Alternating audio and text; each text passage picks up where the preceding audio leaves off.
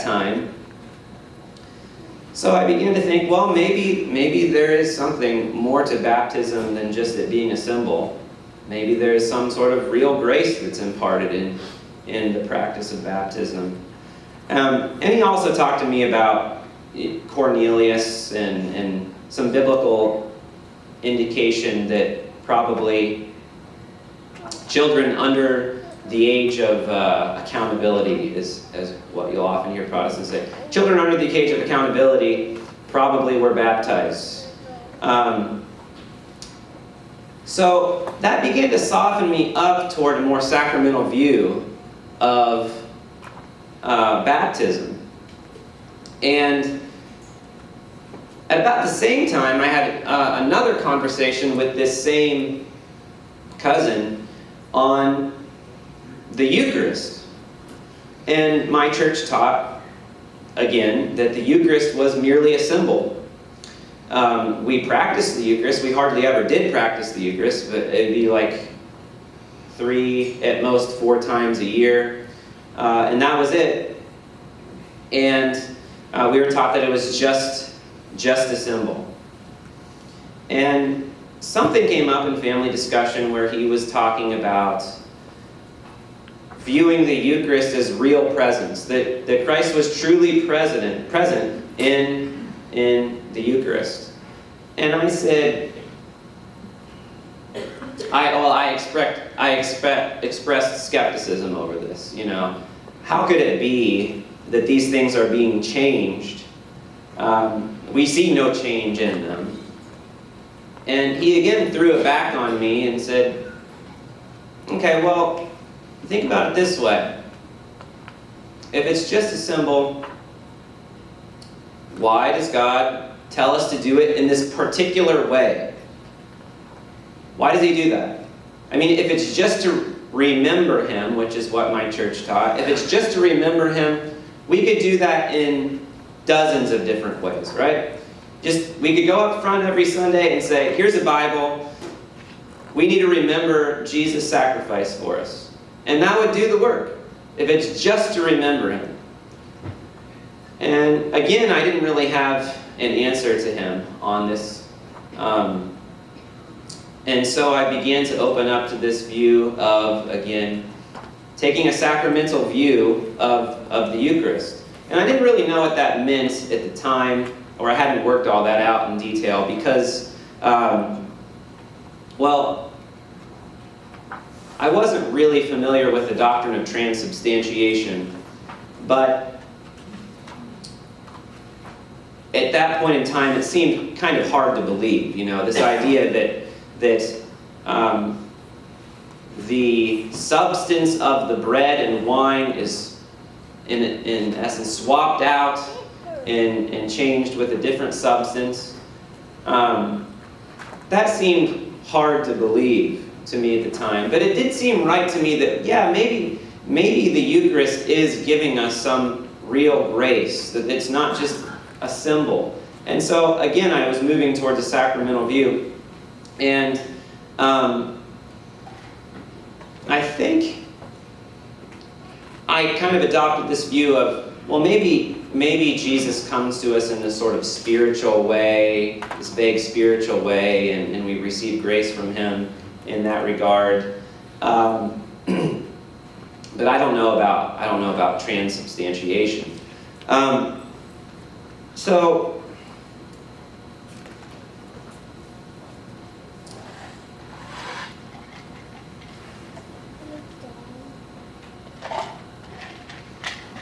here's a couple things that opened me up towards the Catholic view of the Eucharist. First thought. Is it an issue of whether God can do it? Is it an issue of whether God could transform these things? And I've asked some people this, my parents in particular, and they don't really like this question because, they'll say, no, it's not an issue of whether God can do it. He could change out the elements. And so it really comes down to an issue of whether you believe he does it or not. I think. And it seems like if God is so powerful that he can create the universe ex nihilo, he can create it from nothing, then it doesn't seem like that big of a deal that he could change out the bread to the body of Christ and the wine to his blood. Yeah, the accidents remain the same. That is, the physical appearance of it, the physical attributes that we see, they remain the same, but the substances change. That doesn't seem like something God couldn't do. And it sort of fits with what we think about the world, I think, as Christians more generally, Protestant or Catholic, which is what? That there's more to this world than just the physical that we see. There is this other aspect that's genuinely real, just as real as the physical, that we can't always see, and maybe we're less aware of, the spiritual. And yeah, so we don't see that stuff, but it's not any less real. We usually don't see it. So that was the first thought I had that sort of started to change me towards opening up to this idea of transubstantiation. The second one, so if the Eucharist is a real means of grace, as I've come to believe at this point, then how exactly do I get that grace? How does it come to me? Now remember, at this point, I'm still not really thinking it's transubstantiation. I just think, well, somehow when I go up and I receive communion, I am getting grace in some way. So you might think that the ways that we receive the grace is through it's some sort of spiritual way. How exactly is that? I don't know, but you get it in some way. I don't really think this is a satisfactory answer. At least it wasn't for me as time wore on. Why? Because if I go back to my friend's question about what's special about the Eucharist, why should we do this thing? Well, the answer to that was there's something significant about the Eucharist.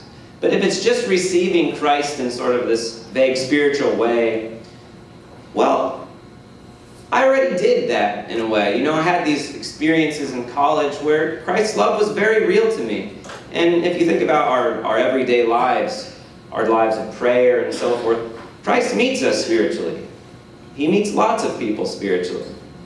And so, thinking that, well, Christ meets us in this spiritual way in communion didn't seem to be the full answer that I was looking for. That's not to say he doesn't, but this led me to start thinking that really what is significant about it is that he meets us not just spiritually, but physically. What is this stuff? It's real food. Stuff that you touch, right? And now that would be pretty different. It's a means of grace that's not just a spiritual thing, but you're receiving Christ in a physical way. And if you think about it, this makes a lot of sense whenever we think about the nature of Christ and the incarnation. What do we believe? Catholics and Protestants, most Protestants. We believe that Christ is what? Wholly divine and holy man. He's both. So if we only received Christ spiritually, it seems to me that we wouldn't be receiving the whole thing, right? He's holy divine, he's holy man. What are men? What is mankind? We are both spiritual and physical beings. We're both. So if I only receive Christ in some spiritual way, then I haven't received the whole of who he is, because Christ is both a spiritual and a physical being. And so the doctrine of transubstantiation seems to make a way that you can receive him as he really is. God incarnate, fully spiritual, fully physical. both God and man. And so now I'm getting really close to feeling lots of friendly Catholic thoughts, you know?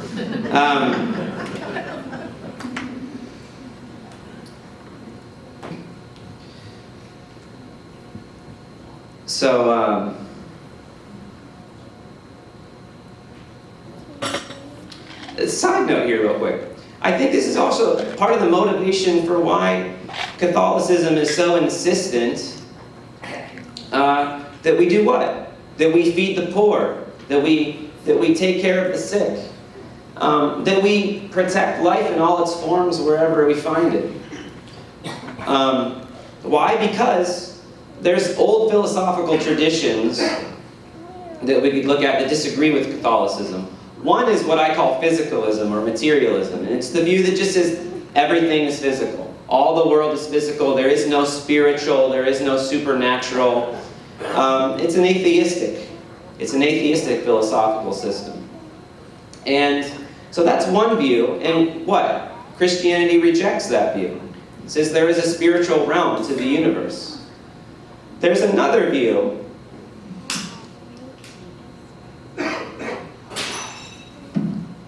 comes partially out of Platonic thought that devalues the physical and says the physical really isn't good. Plato thought we needed to free ourselves from the physical because it's only whenever we shake ourselves of these cruddy bodies that we have. It's only when we shake ourselves of these things that we can really ponder the eternal truths. And so you get a rejection, or at least a downplaying of the physical. It's not a good thing. And Christianity rejects that too. It says, no, we are both physical and spiritual. And what? God created them good. And so both of those aspects of us are good.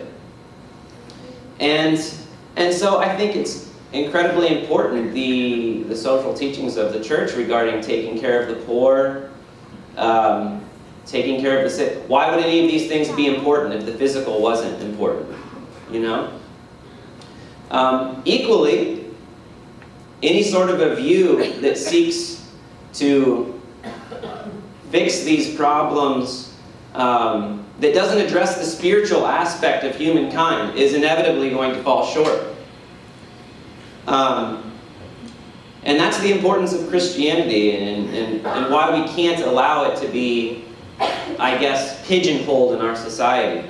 Because when that happens, we will be unable to address the problems that our culture faces. So that's a quick side note, I think actually has direct ties to what the church teaches about the incarnation, who Christ is, who we are.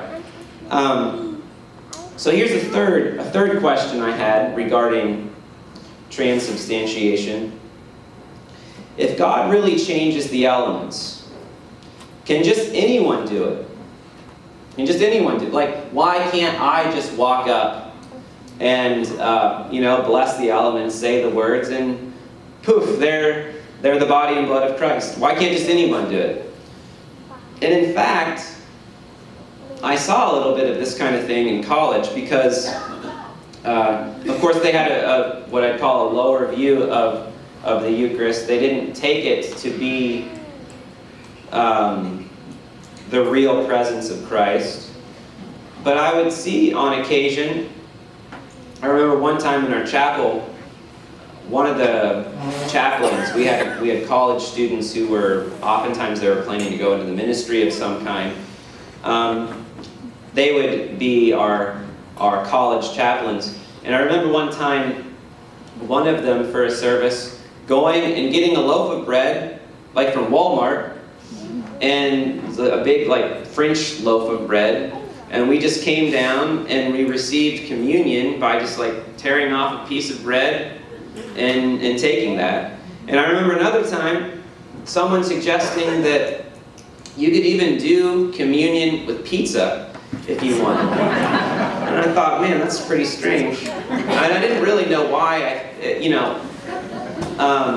It seemed wrong to me, but I wasn't sure why it seemed wrong to me. Well, I think this relates to the question I'm asking here. So, can just anyone do it? Who can do it? How does it happen exactly? And it seemed to me the answer was no, not just anyone could do it. But again, I didn't really have a reason why it seemed like nobody could do it. It just seemed like my vague intuition was that was just too easy, or it made it too common of a thing. This is a special thing, and if just anyone can do it, then it doesn't seem like that's really all that special. So that led me towards thinking, well, not everyone can do it. So who can do it? Pastors, maybe? Maybe pastors. But in my tradition, what does it mean to be a pastor? Well, you've got a license, you've got a preaching license. Probably you went to seminary to some degree. But what's significant about that? You know, education, I have a lot of it, and I see a lot of pretty dumb people with PhDs, frankly. It didn't seem to me like just getting more education was what made you able to, bless the elements and transform them. And so then it started to think, well, maybe there's something to this other sacrament. The sacrament of ordination. That really there is another means of grace, an authority that is given to certain priests that comes down from who? God himself. And when you add all this together, I'm thinking very, very Catholic thoughts, but I'm still not wanting to become Catholic. About a month after I graduated college, I married Bethany, my wife, and all of this sacramental thinking that was going on with both of us, I would say, led us to take a sacramental view of marriage, which is not common in the Protestant tradition. Some Protestants think of marriage as a sacrament, but I would say most don't, or most haven't really thought about it that much. And we had become very open to this idea that sacraments were a very important part of faith and grace and growing in grace with God. And we'd come